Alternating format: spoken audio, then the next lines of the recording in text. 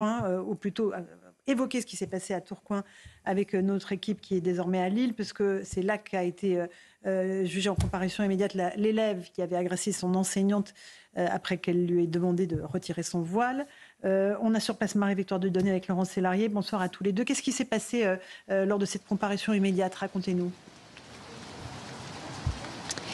Ce qui s'est passé, c'est que le procès a été renvoyé, Laurence, et l'élève qui comparaissait donc cet après-midi a été placée sous contrôle judiciaire. Elle sera donc jugée le 11 décembre prochain, jugée pour violence suivie d'une ITT de moins de 8 jours et puis également pour des menaces de mort à l'encontre d'une personne chargée d'une mission de service public. Alors la jeune fille reconnaît des gestes violents, mais elle conteste les menaces qui lui sont reprochées. Des mesures de sûreté ont donc été prononcées, une interdiction de paraître aux abords du lycée et puis aussi une interdiction pour la jeune fille de rentrer en contact avec la victime de quelque manière que ce soit. Sur ce sujet très précis de la sécurité, nous avons pu échanger avec l'avocat de l'enseignante. Je vous propose de l'écouter.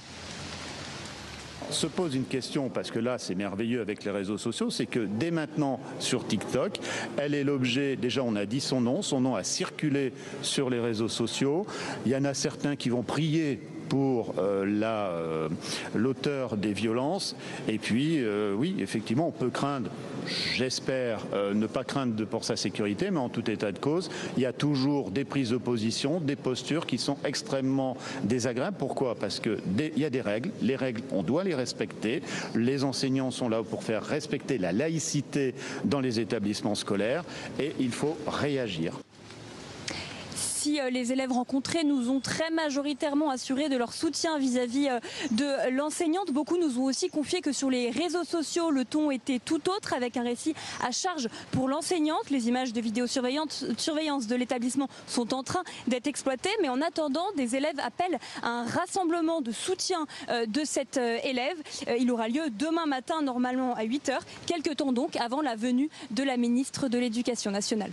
Merci beaucoup Marie-Victoire Dieudonné avec Laurence Sélarié. C'est absolument... tout est consternant dans cette affaire, André Valénier. On a une prof donc, qui est menacée de mort sur les réseaux sociaux, dont le nom a été divulgué, qui a été roué de coups par une élève à qui elle demandait d'enlever les voiles. On a renvoyé le procès, parce qu'évidemment, pourquoi juger trop vite? Évidemment, on va juger en décembre, comme ça il n'y aura aucune réalité sur la sanction. Et donc là, il y a une manif demain d'élèves. De soutien. De soutien à l'élève. De soutien à l'élève. Non, c'est révoltant, consternant, c'est un peu comme tout à l'heure. Moi, je pense que l'élève en question, elle n'aurait pas dû être dans l'établissement avec son foulard. Tout ça devrait être interdit dès l'entrée de l'établissement. Il faut mettre. En fait, elle quittait l'établissement. Oui. Elle le quittait? Non, mais elle était dans l'enceinte. Hein. Elle était dans l'enceinte. Elle l'a mis avant de sortir. Ah oui, elle allait sortir. Beaucoup l'enlèvent et le mettent dans le sac. Ah oui, mais elle était dans l'enceinte de l'établissement. Donc l'enseignante a totalement raison. Totalement raison. Il n'y a pas de débat là-dessus. Il y a eu des coups, des menaces de mort. Très grave, très très grave. Elle est exclue du lycée. Oui. Le problème, c'est qu'on ne peut pas la laisser sans scolarité. Donc non, mais je suis d'accord avec vous, André. Même pas d'elle. Qu'est-ce qu'on en a à faire? Excusez-moi, il faut arrêter. Parce que c'est ça, en fait, qui pose problème. C'est que ça fait des années, des décennies qu'on dit oui, mais vous comprenez, on ne peut pas la laisser sans scolarité. Il faut nuancer, il faut comprendre les problèmes, ceci. Le problème, c'est qu'il faut aujourd'hui appliquer la loi. Elle n'a pas le droit d'être dans l'enceinte d'un établissement scolaire avec son foulard. C'est interdit. Et le problème, c'est que même pas une question de laïcité, parce que j'entends beaucoup, il faut expliquer la laïcité. Il faut arrêter avec ça. On est dans un problème. Si on comprend la règle, c'est mieux. Oui, mais la laïcité. Si on comprend la règle, c'est mieux. Oui, mais écoutez, je crois qu'elle doit être née en France. On vit avec la laïcité. Je veux dire, on vit avec un cadre républicain. On ne va pas nous dire à chaque fois que c'est à cause de la laïcité ou qu'on a peut-être mal expliqué. Le problème, c'est qu'on est devant un séparatisme. C'est ça la question. C'est un eux et c'est un nous. Et c'est ça qui fait qu'aujourd'hui, nous avons des enfants, je parle d'enfants, des préados aussi, qui ne respectent plus les règles. Alors que leurs parents respectaient les règles, eux ne le respectent plus. Écoutez, juste quelques réactions d'élèves après cette agression d'une professeure. Écoutez ces réactions d'élèves de Tourcoing. Ça m'a vraiment choquée, quoi. Pourquoi une telle violence, en fait, pour un simple voile? Or que la professeure, elle aurait très bien pu demander à la jeune fille très calmement d'enlever son voile, quoi, comme une adulte. Après ça, c'est mon avis personnel, mais religieusement, oui, ça me dérange. Après, bien sûr, on est dans un établissement laïque, Donc voilà quoi, on sait qu'on doit l'enlever, donc on ne peut pas aller contre le règlement intérieur du lycée. C'est une prof super gentille, genre elle est à l'écoute, tout ça. On n'a jamais eu de problème avec elle, elle est tout le temps là pour nous aider, genre c'est une prof incroyable, genre vraiment. Et elle mérite pas de s'être fait frapper. C'est peut-être pas la même chose, mais regarde Samuel Paty, genre il y a eu des problèmes et tout pareil, et au final, genre il s'est fait égorger. Là, imaginez, il arrive la même chose à la prof, que ça parte en vrille, que les parents ça part en vrille et que il se passe un truc similaire, quoi. Enfin... Voilà pour ces réactions d'élèves, évidemment, certains qui soutiennent l'élève, d'autres qui soutiennent la prof. Et tout de suite, ça leur vient, le mot Samuel Paty vient tout de suite, André Valény, parce qu'on va commémorer la semaine prochaine le 4e anniversaire de sa mort. Oui. Mais ça a commencé comme ça. J'espère que Mme Jeuneté ne se trompera pas cette fois-ci. Elle y va demain. Hein. Oui, non, mais sur l'anniversaire de la mort de Samuel Paty. Oui. Vous savez qu'elle a fait une confusion avec le 7 octobre. Enfin bref. Donc il faut effectivement soutenir l'enseignante, il faut soutenir les enseignants, il faut être implacable sur le respect de la laïcité, en expliquant la laïcité, Naïma. Mais oui, c'est jamais inutile. On n'arrête pas, c'est pas ça le problème, parce que Alors, ce que je veux vous dire par là, c'est que ce que je veux vous dire par là, c'est que même si vous l'expliquez, ça ne parle pas, ça ne leur parle pas, parce que la religion, mais ça peut se comprendre. Ça peut se comprendre. La religion est plus Ils mettent supérieure. La religion au-dessus des lois de la République.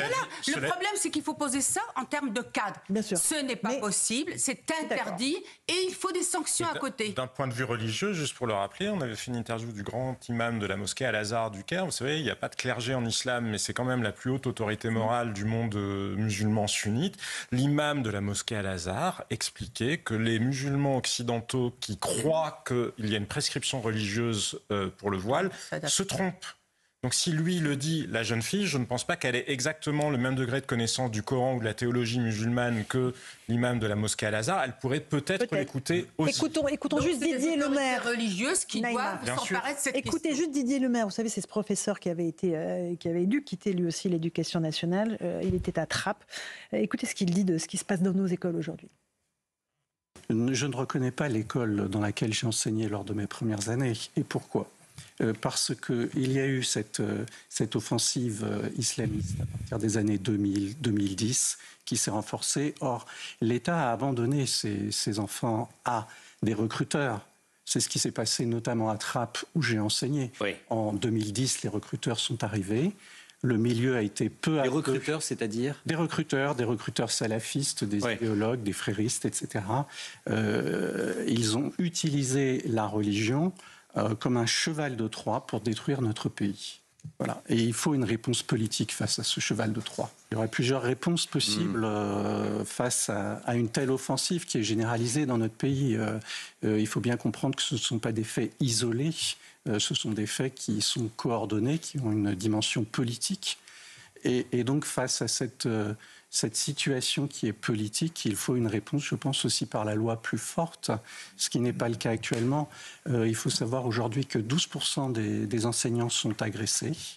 Un quart, 12%, ça veut dire 100 000 enseignants aujourd'hui disent avoir été agressés physiquement pendant leur travail. Voilà pour ce constat alarmant fait par Didier Lemaire. Un dernier mot sur ce que nous disait notre envoyé spécial. S'il y a une manifestation demain en soutien à l'élève, je ne vois pas comment on peut l'autoriser, André Valény. Non, il ne faut pas l'autoriser, bien sûr, et il faut regretter que Jean-Michel Blanquer n'ait pas été maintenu à son poste. Parce que lui avait compris l'ampleur du problème, lui avait pris la mesure du problème, lui était prêt à prendre des décisions, à prendre des mesures aussi sévères que nécessaires, et hélas, il a été sacrifié sur l'autel de la mode politique du moment. Allez, 18h33, à l'heure du rappel des titres de l'actualité sur CNews et Europe 1 avec Mickaël Dorian. Mickaël.